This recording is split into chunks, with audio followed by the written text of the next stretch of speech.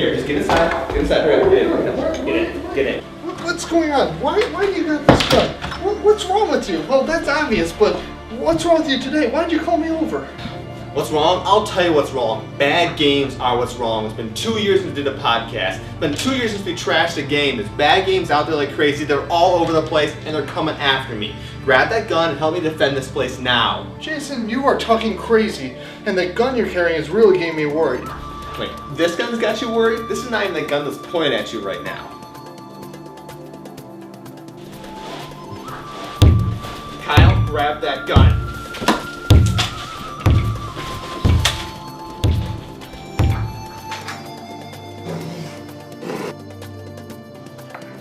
Open fire! I'll see you in hell!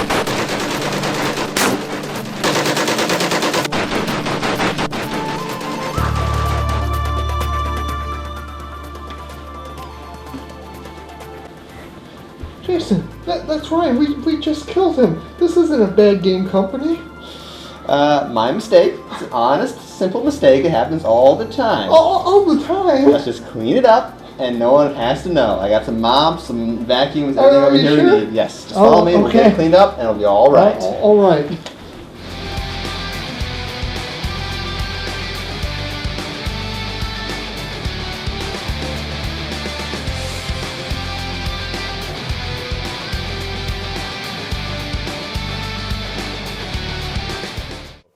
Welcome to the 2012 Christmas special of the Tabletop Battlefield, the official podcast of the Army Showcase over at tabletopbattlefield.com. I'm Jason, the creator of the Army Showcase, and over to my right is Kyle, the long-standing co-host of this show.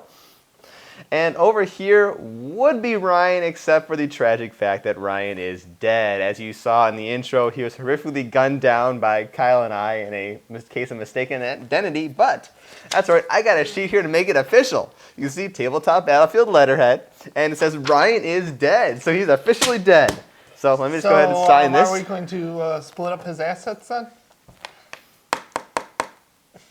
We can discuss that, yes. We can discuss some legal terms later. Okay. Let me just sign this to make it official. All right. Do I have to also sign it? Sure, why the hell not? All right.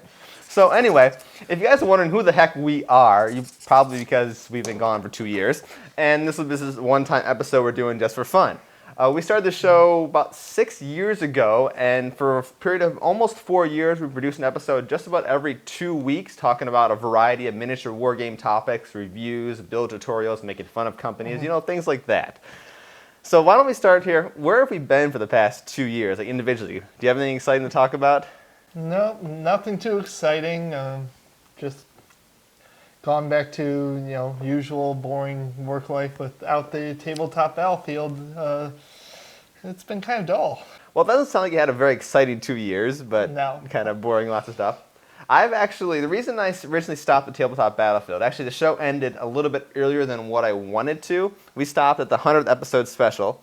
There was actually going to be 2 more episodes after that. I don't know if you remember planning that. It was going to be this like slugfest of all of the best games we reviewed over the past 4 years to finally go down to one awesome game. Remember that whole thing at all? No? I don't know. Yeah, I remember it. It was a great idea at the time. Obviously, fell apart. Yes, because actually I got pretty sick right around that December time frame there, so I never actually finished that episode. We tried to start a little bit up the film like a missing episode. There's actually an entire lost episode of the Tabletop Battlefield on my computer where I cut Ryan in half with a chainsaw. So he actually would have died beforehand than he did today. But if I actually had that video, I'll be playing it right now. If you just see me talking, that means I lost that video of him cutting him in half, and I think I lost it. But that's all right. It would be fun to see. So what I have been up to, the reason I actually stopped the show, because the show was going to end the 4th season, was earlier on, a few months earlier to that, I switched from being a miniature wargame journalist to actually being a miniature wargame publisher. And what I've got sitting next to me here is my flagship game, the first game, Legends of Kalidasia. It's a squadron-level space combat miniatures game. You've got starter sets, you got expansions, you got figure lines. It's designed to be fairly simple, abstract, and kind of quicker playing than some of the more detailed space combat games that have been out in the past. You mean to avoid the small little arguments that we've had and horrible space combat games in the past?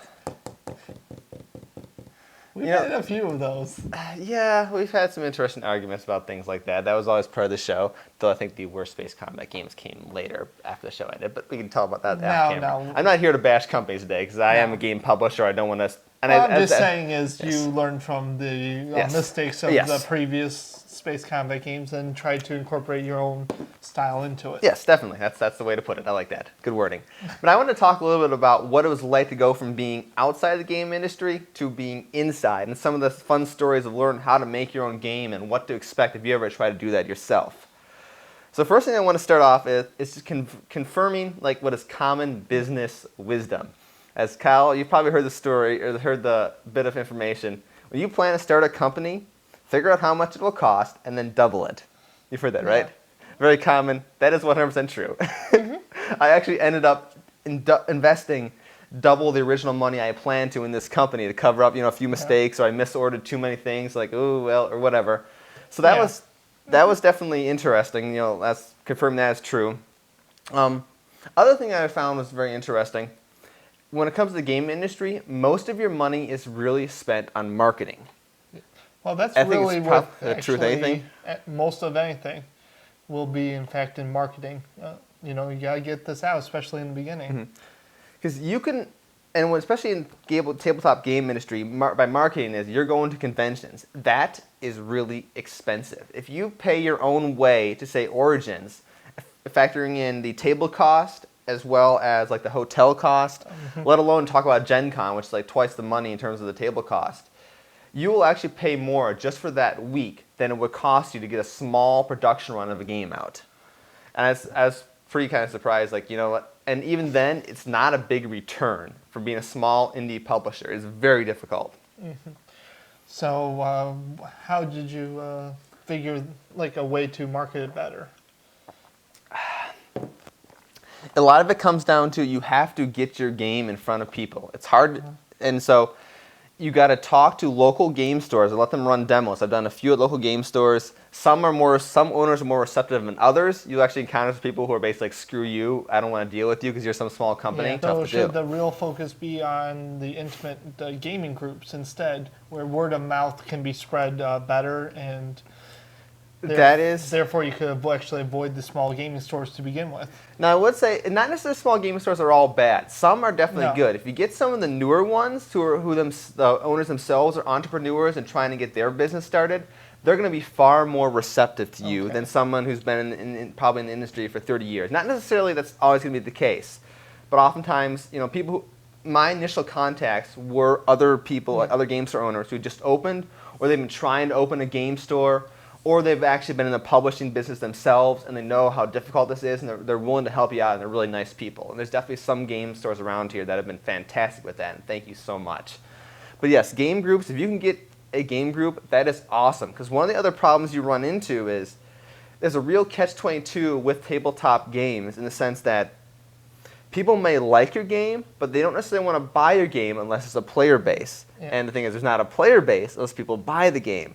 So if you can actually get into a local gaming group, there's a college down in Ohio who really likes my game, and they bought a couple of copies. That's a great start, because you've got about 3 or 4 people who are all buying into your game at once, and that's going to be more confident for them to buy more stuff later. Well, it's also going to get people that are not necessarily part of the group, or they have friends that they'll talk about this and, hey, this guy's really good. We should help him out. We really like this game. Like, here's a free tip. If you ever go to a games convention and there's like a free gaming area, because usually you take one other person with you to the convention, so you have take shifts watching the table. When like the vendor hall is closed, try to find an open gaming area. Have both of you guys sit down and play the game. If the game is actually being played, more people will walk up, and you'll have a chance to hand out flyers, give coupons, people to come to stuff like that. So wouldn't a third person instead be probably a better option, so that you're separate from it, Yes. looking over the game, and therefore they know you're not the one playing it, while the other two could possibly be game convention people. Yes, they could be. As opposed to... It's all about manipulation. Even though everyone's in on the ruse, they don't. But see, that's it. They don't know that. This is a marketing, Yes. magic tactic they use in magic is, perception. Yep. What people perceive to be true. If no one's playing, then they think it's a horrible game. If people are playing, then there must be something to it. People won't waste their time. Definitely. There's also some other, on the topic of reception and marketing, some other things you can do is, one, what I didn't really do, which I should have done, is spend money to hire a really good artist. Good, pretty pictures, pretty box artwork instead of what I got here. Honestly, my stuff, I put together my own 3D renderings and things. And that catches people's eye. Because, if you see this box, like I've had some independent vendors at conventions sell my stuff. You see this box next to, let's grab, I don't know, what I got sitting back here. You could even say sure, this. we'll put the Apocalypse book sitting here, and that's not the best artwork. Well, yeah. But, whatever. I mean, next to a professional piece of artwork. Which you would see anyways on the, Warhammer boxes. Or Warhammer boxes, yes. Yeah. This looks a lot better. This is going to catch your eye. So it looks a lot more exciting, yes. a lot more fun, and it looks like people actually put some time and effort into it. Even if you just have the money to get a single good piece of artwork done, save that for the front cover of your box. That's going to help a lot, just to get people to pick the thing up and look at it. You learned that lesson well, I can learned tell. the lesson. Well, I haven't. I learned the lesson. I haven't applied it yet. So granted, when people start playing the game, that doesn't matter as much, but it's one of those draw people in is step one kind of a thing. You can also do cross-promotion, too. I've actually wrote several short stories that are available on the Kindle, so you can buy those and read through those and kind of get more backstory into it and draw people in a little bit from that way. I honestly think people, because, I don't know if people buy them because they know of the franchise and they try it out, or if they're just random people coming and trying it, but maybe there's some kind of survey then, to give some kind of feedback even. Because it is tough to get feedback on your game once it's released. If you've got a group of play testers who are trying it out and giving information back to you, they know that's what they're doing. A lot of times people won't comment on the game after they're done playing it, especially if they know that you as a creator are standing there. I mean, if they have something good to say, they'll definitely say that. But if they've got some concerns or criticisms, maybe there could be a box or something. Yeah, even just say a comment box. Anonymous box. Comment box. There you go. It's very hard, but it's very fun. It's definitely something I'd say if you want to try to do it, go for it. So why don't I talk about a few fun stories that have happened during this whole process of going to these conventions and some hilarious things. Absolutely. Did we already go over the one where Ryan nearly got shot? That comes in. We're telling that story later in the show. Okay. Ryan nearly got shot because we actually have an awards ceremony segment at the end of the show, and that I give an award out for that too. Yeah, well, just wait till the end of the show. We'll talk about that. It's actually a hilarious story. The moral. Well, I'll stop that. You'll have to listen to the end of the show to find out, I guess. So some other fun things that have happened. Now that I'm no longer in the business of bashing games, but we did that before. In particular, I remember that there's a game, Please Stand By. It was a zombie horror survival miniatures game that we did not give a very favorable review to. You can always go back and listen to it. What's the episode? Season 4, episode 21, I believe. That sounds about right. I was looking it up a few days ago. I believe that's what it is. But the funny story about that is, so I'm at Origins 2 years ago. I'm taking a break from my table. I think Ryan was watching the table at the time, the vendor table, or selling my games. I'm just walking around the vendor hall, see what else is there. I come across just a table. There's someone sitting there. I'm like, "Oh, how are you doing today, sir?" He's like, "Oh, good. What about yourself?" I'm good. And I look down, and here, sitting on the table, is all the stacks of Please Stand By. Like, oh dear, this is that company that game we just totally trashed. And unfortunately, I didn't have he obviously didn't recognize me. I was like, "That's good." I had my Kalidasia shirt on, so I'm hoping he doesn't put two and two together, and all he obviously didn't. So I'm like, okay, I'm just gonna walk on now and not linger around this table because I don't need another company fiercely angry at me. As remember what happened with Bastion Studios. Really? The Exilus guys. Oh yeah, that's right. Oh boy, those guys were not very happy. I think the game's still around, by the way. The website's still up anyway. Well, either you take horrible criticism and improve on a game, or you don't. I haven't played it since then, but who knows? Well, I don't think any of us have played that game since. Mm-hmm. All right, well, we've talked a heck of a lot in this segment, actually probably a lot longer than I wanted to, but that's all right. If you actually want to buy a copy of the game, head over to Kalidasia.com, And also check the show notes. I'm actually going to have a nice special offer for the viewers of this show. If you want to buy a couple copies of this game really cheap, I'll be having a nice special offer for that. So check the show notes at tabletopbattlefield.com/podcast. Let me just get these things out of the way here. All right. And it will be time to move on to a new segment. Now let's move on to a short build tutorial showing you how to create customized winter bases for your miniatures. Wait, aren't you supposed to be dead? No? Wait, what? Okay. Kind of awkward. We're going to get rid of this sheet of paper here and pretend this never happened. I think we need to have a private conversation with them. I think we do. We got a problem here. Yes, big problem. Yes. Seriously, no bullet holes, nothing? No. Oh, okay. Fine. It's kind of weird. Let's just move on to that little tutorial I was going to show you.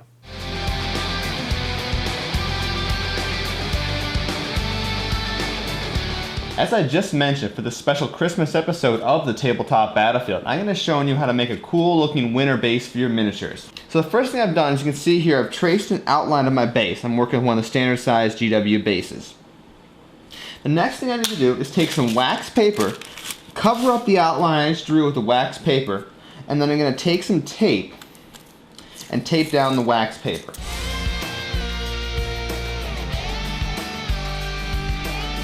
Now with the wax paper down, I'm actually going to be using some cooking spray to spray down on top of the wax paper, because in a moment here I'm going to be working with green stuff. And by spraying the cooking spray down on top of the wax paper, it's going to keep the green stuff from sticking to the wax paper. Now I'm going to be using the green stuff to kind of create the layers of ice you see on the base. So of course this is pretty standard green stuff. You can find this from numerous sources. So I just took a piece off here and now I'm mixing it up to turn it into the green color that gives the green stuff its name. Okay, green stuff is all mixed up. I'm going to take a small piece off here, flatten it down, and I'm going to stick it down somewhere near the edge of the outline that I drew. I'm going to do that several times more.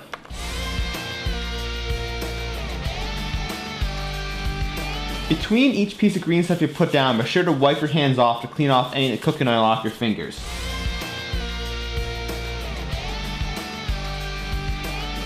The last step we're going to do right at the moment, I'm taking a hobby knife now. I'm going to make some straight edges to the ice to make it nice, sharp, straight edges. And I'm just doing this pretty much anywhere and everywhere I want to around the base.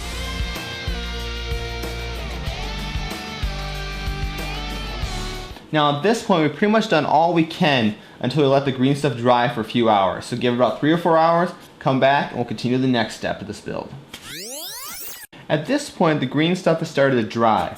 I'm going to take my knife and I'm going to use that to kind of give the illusion of cracks in the ice. So very carefully, not cutting all the way through the green stuff, just kind of digging in a little bit. I'm going to make some grooves and then branch off from the grooves to give the illusion of cracks in the ice.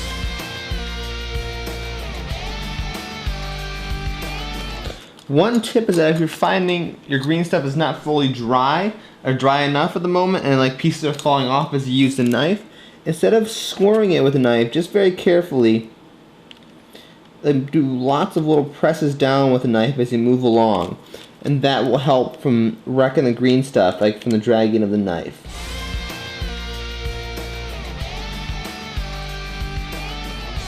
Now that's all we can do for now until the green stuff is fully dried, which will probably take about 24 hours. So set it off to the side, come back tomorrow, and we'll keep working on this project. Here we are about a day later, and the green stuff should be dry. Now if we've done things right, I should be able to take my hobby knife here and pry the green stuff up off the wax paper. And there we go. It came right up, no trouble at all. That's what the whole cooking oil thing was supposed to do.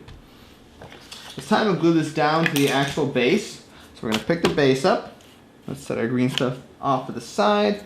Just take some super glue and glue it around the base. Like that. Now we're going to take our green stuff mass and we'll stick it on down.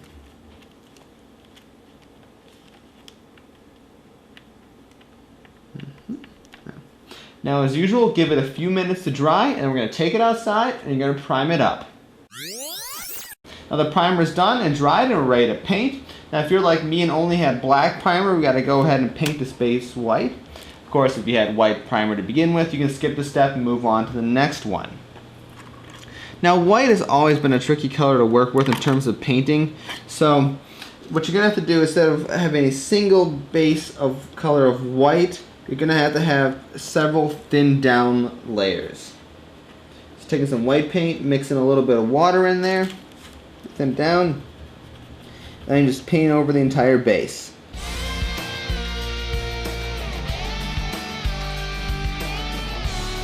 Layer 1 of the painting is done. Time to let this dry, come back in a few minutes, and put on another thin coat of white paint to finish it off. Alright, time to apply the second layer of white paint to the base.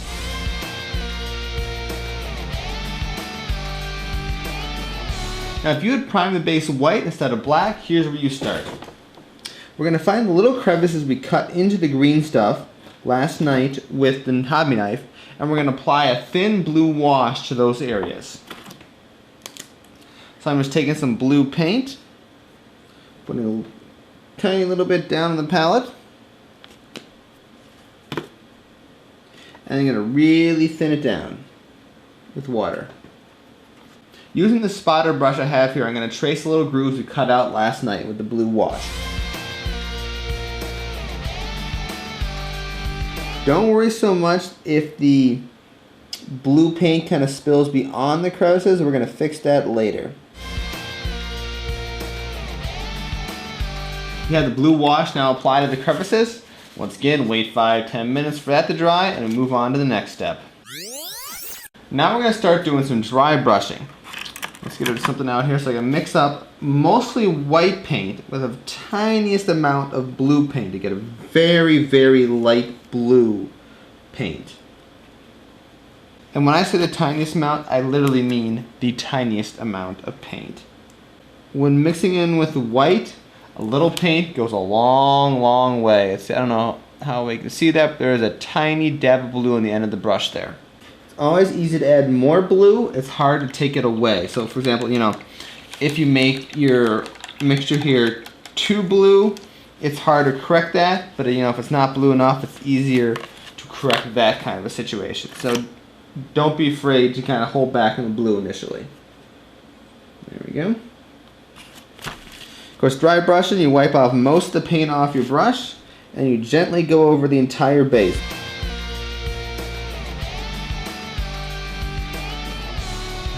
We're just about on to the end of this build here. Next thing I want to do is dry brush white paint back onto the base, kind of cover up and dilute some of that bright blue that we dry brushed on earlier. So as typical for a dry brush, take some paint, mix around your palette a bit, and then of course wipe most of it off on like a paper towel or something, and then just very gently go back over the base.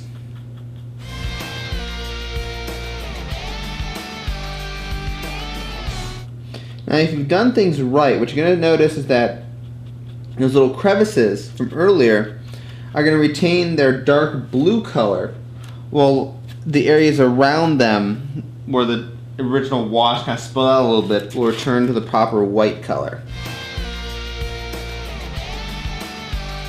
After several layers of dry brushing, you should end up getting a pretty nice white look to the base. Now we're moving on to the last step of the build, and what we're going to do is apply the snow to the base. And we're going to use a very simple, common trick from movies, and that's actually to use baking soda. It's how in Empire Strikes Back, how they made the Hoth snow scene for when they filmed the AT-AT walkers in their stop-motion animation sequences. So yeah, so baking soda is a very commonly available, cheap way to make snow on your miniature bases. We're going to take some white glue, and it's pretty much going to work just like any other type of basing material.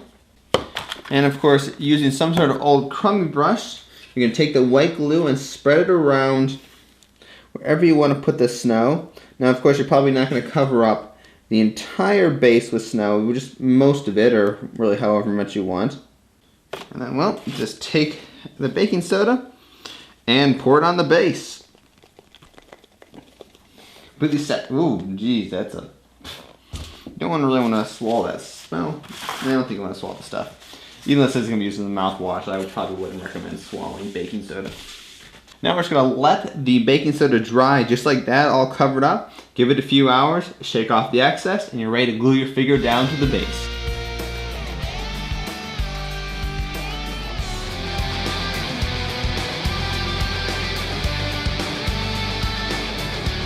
For this next segment, I want to welcome back Jerry, one of our old co-hosts. And Jerry, so what have you been up to these past 2 years or so? Well, I've still been doing the Games Workshop stuff. It's the mainstay of my hobby, of course. I still think it's one of the better miniature games out there. But lately, it's taken a different turn. I've been doing a lot of Kickstarter board games. That has just been insane. Kickstarter has blown up in the hobby gaming side. I think there was some statistics done at kicktrack.com, and it said like gaming is now almost 40% of Kickstarter's projects. Is that just board gaming, or does that include video gaming as well? Well, there's been a couple video games. I did Planet Annihilation, which is based on some much older video game, where literally instead of you do a real-time strategy, conquering cities and stuff, this one's you're literally blowing up planets. So that's actually due to come out pretty soon. First quarter of 2013. And people, if you want to now, you can go to Uber Games and sign up for their beta and alpha testing directly. You don't get in some of the Kickstarter goodies, but you can get in on the alpha and betas now. Sounds good. All right, let's jump to our main topic here. We're going to talk about what I'm holding in my hand right now. What I've got is actually a prototype figure for my game, Legends of Kalidasia. And this figure is actually created using 3D printing technology. 3D printing technology is a family of technologies which allows you to take a digital computer model and turn it into a real physical tangible object. It's not new, it's been around for about 30 years or so, but within the past few years the cost of this technology has got to a point where the average person can actually take advantage of it and start creating models. The game industry has actually been using it for quite a while. A number of companies use this to create what's called a green, which is the initial figure, and then they make molds from that, and that's how they make their miniature line. But the real question, Jerry, is what happens when the cost of making one of these 3D printed miniatures drops to where it's equal or less than what it costs to actually buy the plastic or resin miniature from the game company right now? Well, there's no one really knows what's going to happen to 3D printing and how it's going to affect a lot of industries. 3D printing is used in a lot of things. The concept is called rapid prototyping. And the real problem with it right now is not just the dropping the cost is going to take a long time, because $2,000 for just one part of the machinery is still outside of my price range. True. Maybe if you're buying a 4,000 point army from GW, you're going to rethink that process a little, but nobody really knows. What you're really talking about is not getting cheap miniatures. You're literally talking about striking at the heart of a lot of companies, not just hobby, but across the board. Yeah. You're gonna kill the intellectual property concept right off the bat. And so let's just take it. You're really talking about replicators from like Star Trek or whatever. Yeah. Eventually, that's kind of the end game of the technology. Is you can create anything you want from a digital computer file. And so, you can take one of two stances, really. You can take the first stance that says, hell yeah, I can create anything I want. And now we kind of have this non-market economy. But on the flip side, if I'm a creator, and I don't know if we've ever talked about it on the show, but I'm an author, or I'm trying to become an author. I don't know how I would feel if somebody could just take my novels and just do whatever they wanted to with it. There's a part of me that's going to try this freemium thing where I give the novel out for free, but how do I make money off that? That's just kind of the question. And I know there are examples of people making money off free books and things, but even you as a creator, how are you going to make money if you give everything away from free? Yeah, then what's the point? That's actually a good question. I've actually tried this year with Legends of Kalidasia, starting in January. I released all my 3D models under a Creative Commons license, saying, here, you can download them for free. If you want to give me money, you can, as a way of saying thank you for making these models available to you. Have I made any money doing that? Absolutely not. Granted, there hasn't been a huge amount of downloads. So, usually when you talk about freemium, people talk about, like 1% to 2% paying. So right. I really haven't had enough downloads to even see if I get to, if that's how it would work out for me. But a good question with the freemium model, we've seen a lot of people try it. But most of the people who have had success with it have actually been established brands already. Yes. I mean, Jonathan Colton's one of the few people I can name where he really was just some nobody that came out with the freemium model and being really successful. A lot of the other people, like you mentioned, Leo Laporte. There's that one comedian, I can't remember his name off the top of my head, but they're well-established brands. But music is also this is where I always get in arguments with people about how they can say one market does this, so another can do that. Music is a completely different market. Mm-hmm. Musicians most of the time start by giving free concerts in the beginning anyway. Mm-hmm. Street concerts, local festivals, that kind of thing. That gets your name out there because music is a completely different animal. We all want it, we all enjoy it, and we all pay various different prices for it. Myself, I don't go to concerts, but I know friends of mine that'll pay hundreds of dollars to go to a concert. Mm-hmm. So I don't think music exactly fits the ball game, but I understand your point. Yeah. I mean, 'cause you could argue that an artist could give away all their music for free and make money at concerts, whereas the tabletop game industry, we don't have that because our money is the little plastic miniatures that... It is your intellectual property, Yeah. exactly. Now, I think Games Workshop has a better potential than most to do it. I think you could do something where some of the models, maybe like, I don't know, let's say skeletons. I think skeletons are just the really small things, and I think maybe you do stuff like, I don't know, a special edition. You don't sell the models for, things like that. But here's the other problem.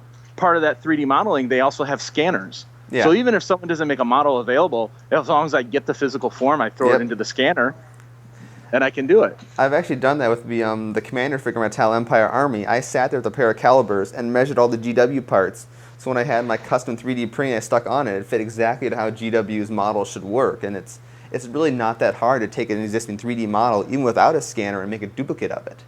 So your design's gonna end up on the internet no matter whether you release it or someone else releases it. Exactly. So I mean, I don't know. Again, that goes back to nobody knows what's going to happen. Nobody has a clue. What I do know is that you and I have had this discussion before. Basically, the patent and copyright process, at least in the United States, needs to change. Mm-hmm. It's outdated. It's stupid. I'm not saying people don't have the right to their ideas or make money off the things they've created, but there needs to be a better way of doing it. So I don't know. Maybe you protect it by law. I don't know how you do it, but it'll be an interesting next few years, that's for sure. Mm-hmm. And I guess we can always look back to the media industry, the TV and movies, and see what they've done to try to protect their copyrights, because they've gone through this process already. Granted, the artists might be able to survive on concerts, but the record labels and things rely heavily on the music sales, and you can see their track record and whether you like that or not. But let's just address the music aspect for a second. The patron model, which is what they're doing, doesn't work anymore. And what I mean by the patron model is that you have a musician who just wants to make music, and somebody pays him to do that, and then that person makes it available to the public. The music industry, by and large, owns the songs. The artist doesn't have the rights to it. And the artist gets paid up front for what the music industry, the companies view he's worth. So they'll say, here's $5 million because I think you're going to do $15 million in sales. They're going to make a profit. So the musician does that, and that process keeps rolling. There are very few musicians that actually say, I'm going to make my own music. I'm going to sell my own record. Yeah. And that's a better model for today's society.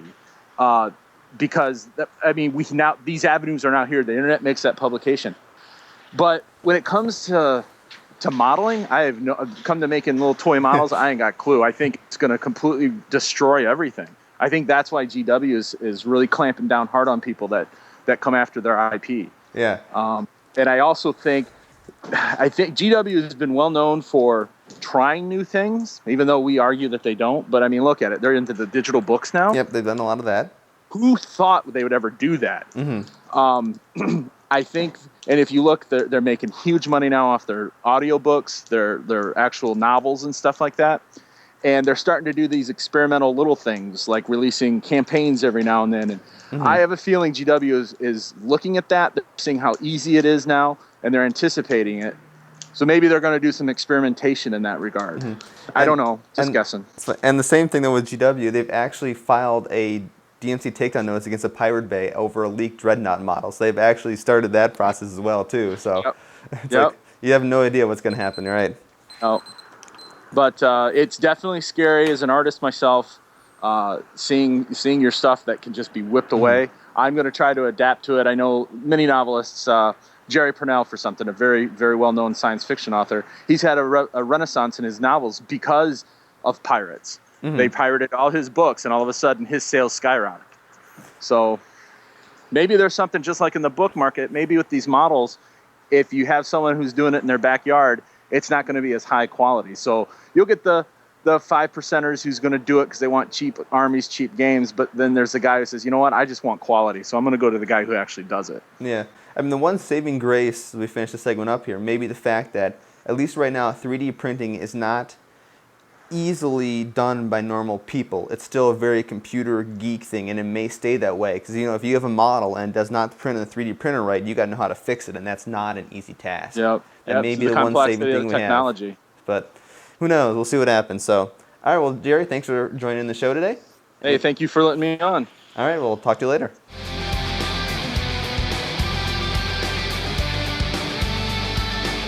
Now, one of the traditions we had back in the Tabletop Battlefield was that once a year we do an awards ceremony.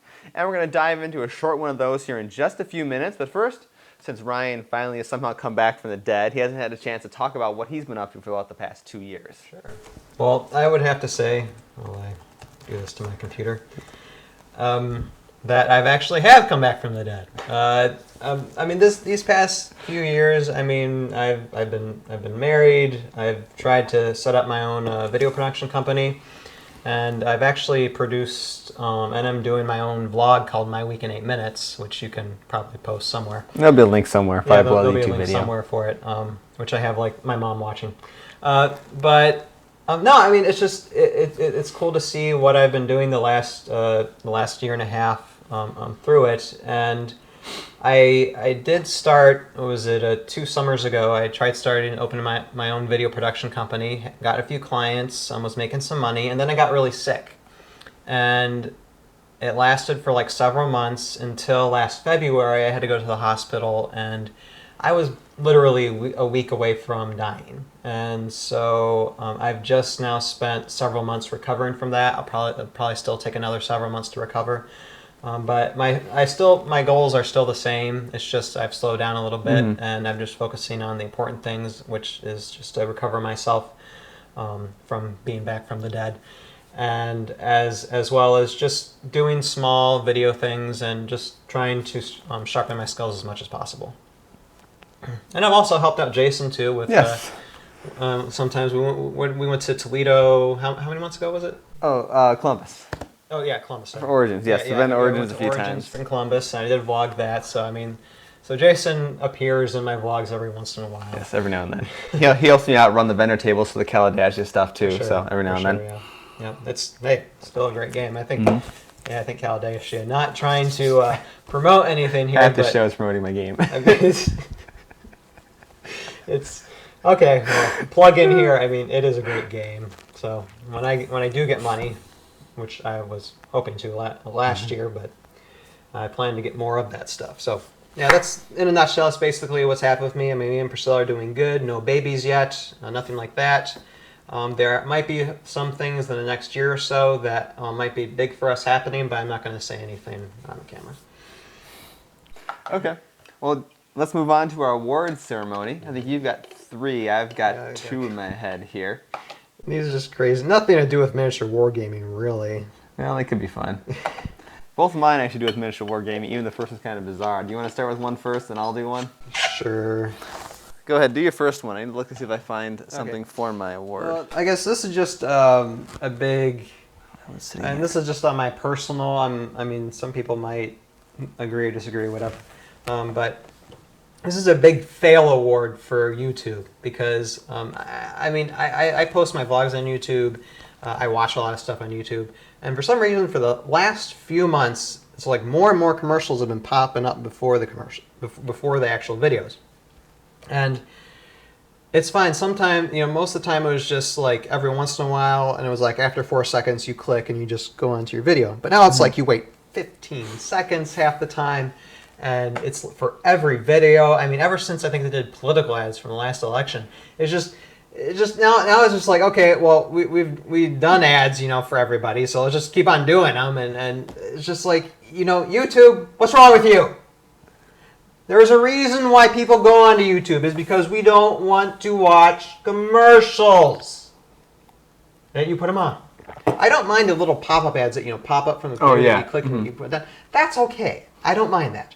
But when you're forcing me to watch something that I don't want to watch, in between of what I am watching, making me wait 15 seconds, I don't know. That just is like it's like you need to change something about that YouTube. And if you don't, if you keep it the same, fine. But if you do anything anymore, I mean, more people are just gonna be like, forget this and move on to something else. I'm sorry. It's the beginning of the end for YouTube.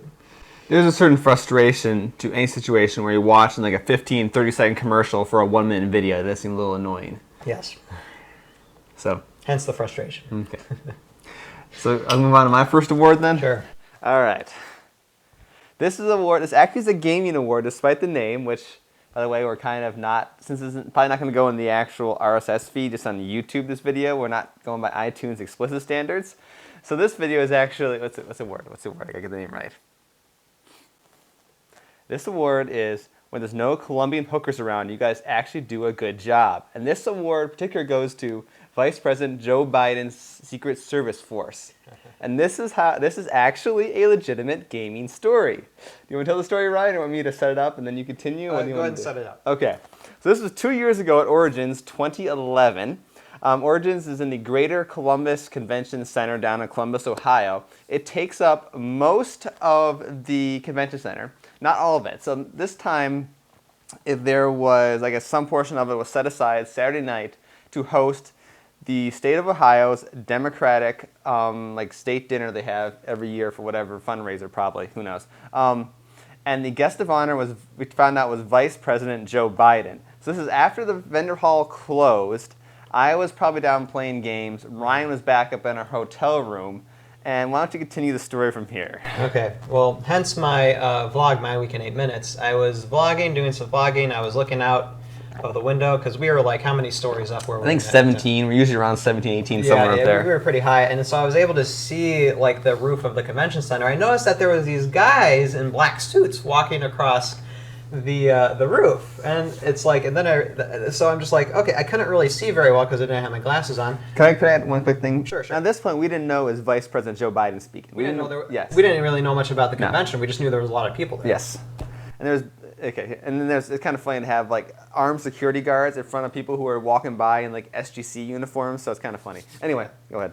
Yeah, so I zoomed in on one of these guys, and I noticed that he had a gun. And then I noticed he had the gun. He had the gun pointed right at me because he was zooming in on me too. And then I went away from the window because I did not want to be sniped, and that was the last I saw. I ducked down for like a few minutes because I'm like, oh god, what if like they're like storming the room any second now. And so after a minute, I just quickly like peek over the window, and I noticed that they're coming down because the motorcade had already driven away, so that's why they went down off the roof. But yeah, I mean, there were two guys in black suits, and I mean, they had sniper rifles, and they were ready to use them. That's impressive. You could just look out the window, and they like probably within a few seconds had a gun on you, ready to shoot if you pulled any kind of stunts. Oh my goodness, that's intense. Oh.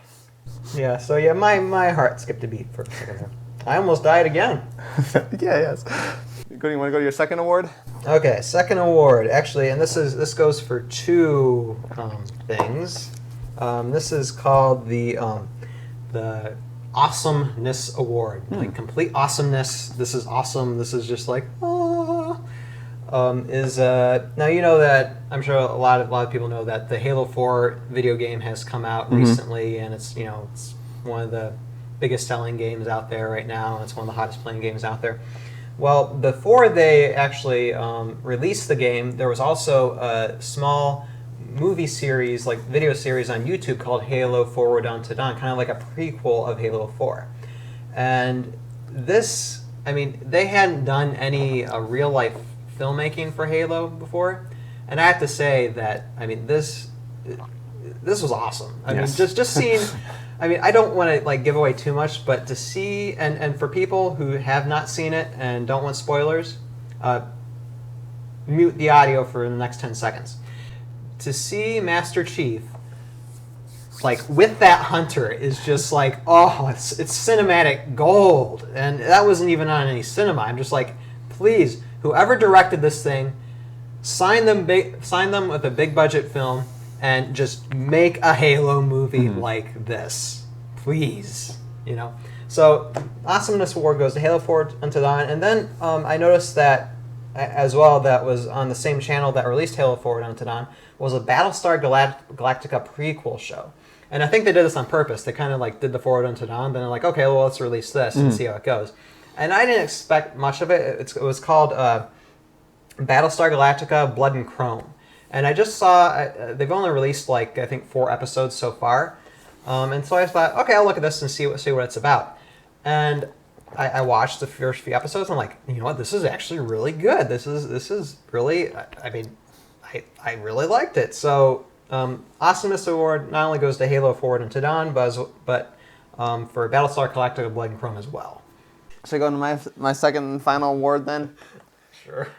Yeah, I go. My second and final award is a Lifetime Fail Award.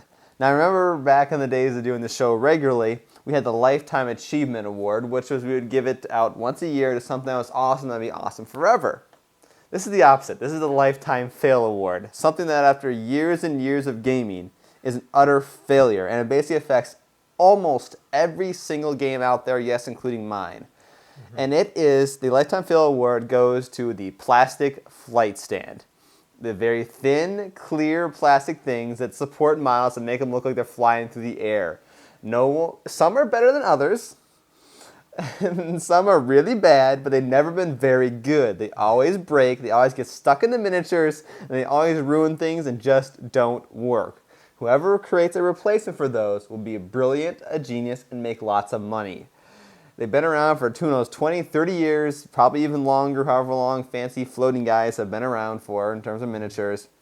But they've just sucked every time. I don't know why they talk to LEGO about this, because LEGO makes clear stands like that. Do they? And they do a good job. Do they? Yeah.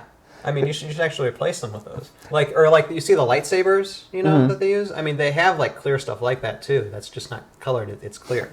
So they actually do have stuff like that. The tricky part often comes in is, in some of the flight stands, the very top of the peg is basically a little bit narrower in diameter than the rest of it. Sure. So it's a little tiny peg to insert in a small hole in the bottom of the miniature, and that frequently snaps off. Sure. Or same thing at the bottom, they have where it attaches to like a larger base, that snaps off. And of course, if you drop a miniature like that on the ground, especially if it's a pewter miniature, you can write that off as a total loss because it's half the flight stand will break. Then you gotta try to find a way to clean it out, and it's miserable. I wonder if LEGO has actually ever tried attempting that, because their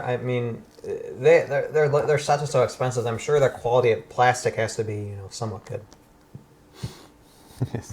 Some of the more expensive ones, even in gaming world, are kind of sad because you can actually see air bubbles inside the plastic. It's sure. There's no way that's good that half the diameter of the plastic thing is taken up by an air bubble. All right, your last award. Okay, well, I was supposed to. I mean, I didn't have the time to get this, but it was supposed to be for you and for Kyle. Oh. And so Kyle's not here to accept it. Yeah, and since Kyle isn't exactly present in front of me, I wasn't able to. But this is like an IOU for some other time. But I wanted to give you, Jason, and Kyle, the award, and it was going to be actual physical award, the Flower Cups Award, for just the wonderful memories that we had over the last few years with Tabletop Battlefield. So I was going to give you guys, 2 Flower Cups. You could understand the sentiment, and all you who have watched the shows before, you know what the Flower Cups mean. So that was going to be for you guys, but it's an IOU for later. And I'll surprise it on you guys someday. Sounds good. I don't know where my flower cups went to. I don't know if I forget if those are mine, if they're my roommates from like 3 roommates ago. So I don't remember. So all right, that's it. That's it. Okay. Well, I got one more segment I'm going to show you guys. So let's move on to that before we say goodbye. Before we finish up this Tabletop Battlefield Christmas special, I got some presents for you in the form of some awesome gaming deals. So let me start over here with the shameless self-promotion section, as I've got a great deal on getting started with Legends of Kalidasia, which is a space combat miniatures game I created. We have a limited number of these sets available, which contains the Rise of the Surikari 2011 box set, as well as figure box sets for both the Surikari and the Eragul Empire. That is a total of 16 pewter/resin miniatures, as well as 2 full-color rulebooks, a whole bunch of stat cards, and game tokens, everything you need to get started with Legends of Kalidasia. If purchased individually, these would all be $150, but for listeners of this show, I'm going to bundle them up together for $100 for all 3 of them. Now, of course, I only have a limited number of these available, so head on over to the show notes and you can find a link there to check them out.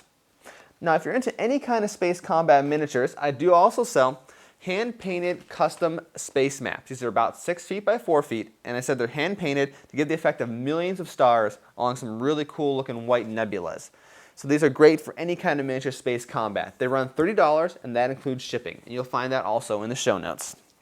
Now we move on to the other general gaming merchandise I have available.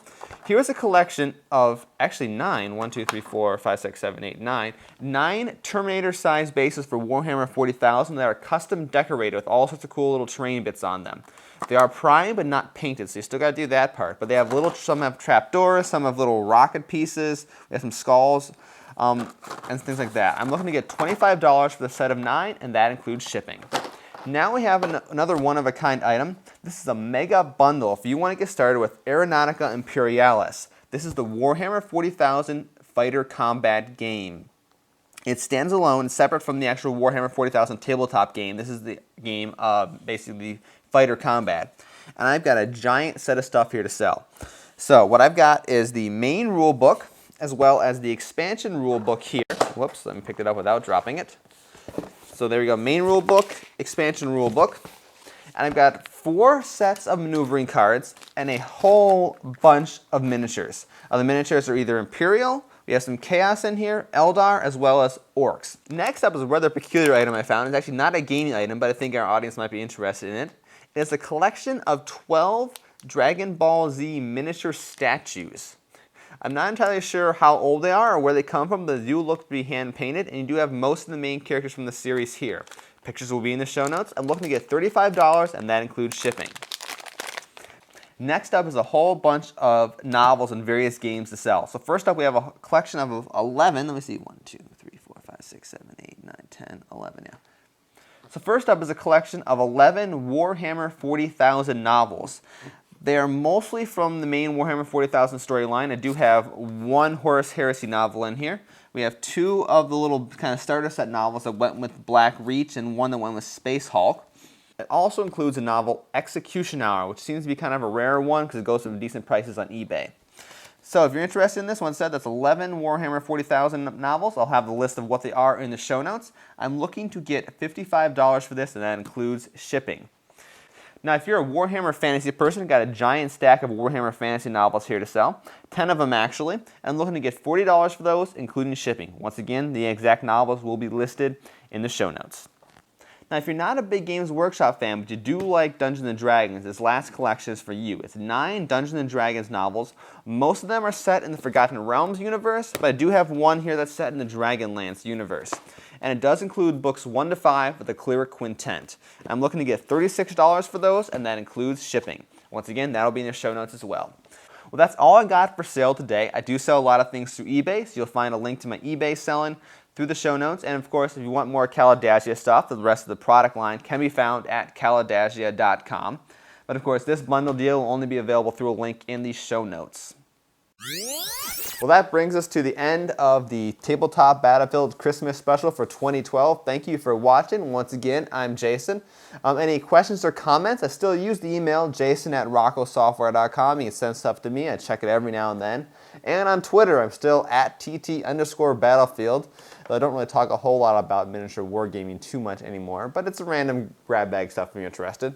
And of course, Legends of Kalidasia, you can find that over at KALIDASIA.com.